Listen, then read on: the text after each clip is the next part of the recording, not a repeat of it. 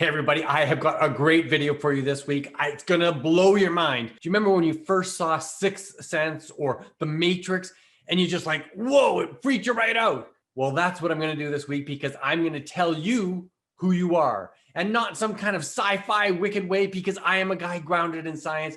You may think this is way too spiritual, but in fact, it's the real deal. Who you really are. Stay tuned.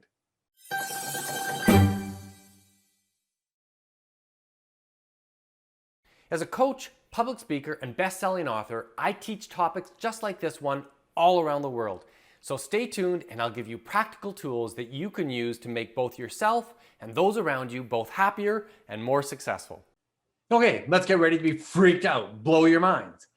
All the time that you live and are conscious, like when you're awake, you are busy thinking. That's what the mind does. You think and think and think. And I'm going to refer to the thinking part of our brain as your mind. And your mind, as it's doing all this amazing thinking, is telling these narratives of who you are. It's almost like having a play-by-play commentator talking about your life as though somehow it's observing you separately. And it tells this narrative, this story of your life, and it becomes our very identity. It's who we think we are. I say to myself, look, I'm Paul. That's my name. I'm 52 years old and I'm Canadian born. I'm living in this beautiful city. I feel safe, or whatever the narrative I'm telling right now, that's who I think I am. But that's not really true. That's simply some facts about this body that's been here around the trips around the planet a certain number of times. But they're all contrived in my mind.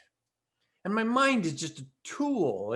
It's like any other part of my evolutionary background. I've evolved to have this amazing thinking brain, and it's very, very useful, and I'm grateful for it. But I've also evolved to stand upright and walk on two legs, and I've got hands that can carry things. And if I'm carrying boxes from one place to another, do I see my identity as body that carries things? No, we don't do that. It's more things in our mind about who we tell ourselves that we are, that we identify as being me. I'm Paul. And I have these certain characteristics and I do these certain activities and I am this way or that way. You have these aspects of my personality, and that's who I think I am. That's my personality. That's my ego. And I can do great things to defend that ego because I start thinking it's pretty important. It's who I am. But if we see the ego, the mind, the thinking mind, is a similarly constructed evolutionary reality of the Homo sapiens species, then we can start to see that the mind is simply a useful tool, one that's done extraordinarily good things for human beings in terms of our survival. But I am no more my mind than I am my opposable thumb or my upright walking. That's not who I am. And your mind has this wonderful capacity to develop concepts, to analyze things, to consider my relationships, to problem solve for something in the future. It's wonderful, but it's just a tool, like walking and opposable thumbs and all that kind of thing.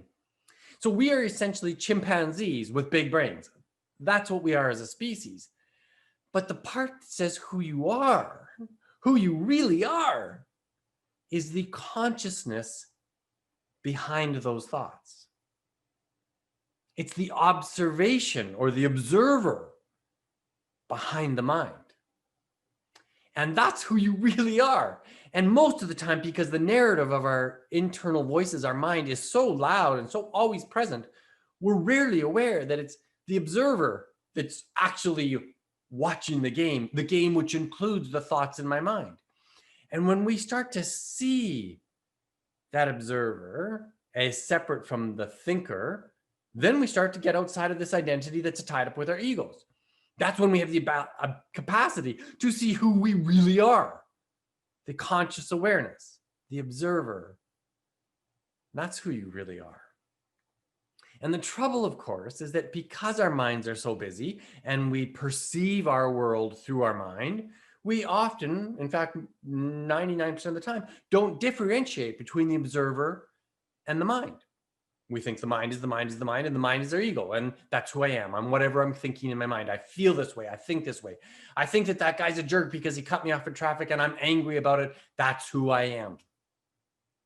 But we're not that thing, that person, that construct. We're the observer. And when we can differentiate between those two things, wow, that's when things open up. That's when opportunity arises. That's when freedom comes about. And that freedom is really about seeing myself as separate from my ego, seeing myself as separate from my thoughts, these constructions of this identity. And when we can get really clear about this, then these relationship patterns or repeat hurts and wounds that we suffer that come of our ego and come from our defense of this sense of identity that we have, we can start seeing it with some objectivity and start going, oh yeah, I'm not the angry person because I got mad at that driver. In fact, as I see anger arise, I might be able to see it and go, oh, that's not who I am.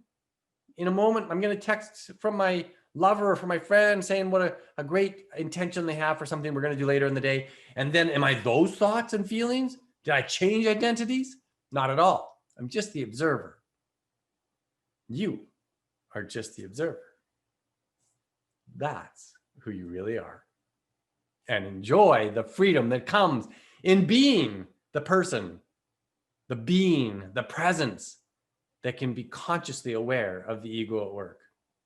Powerful stuff. Super woo-woo, but totally grounded in science. Hey, if you like this kind of content, click the subscribe button somewhere on this page, and you get a new video every Sunday morning. Click the like button, and have a great day. We'll see you next week. Thanks for watching. Bye for now.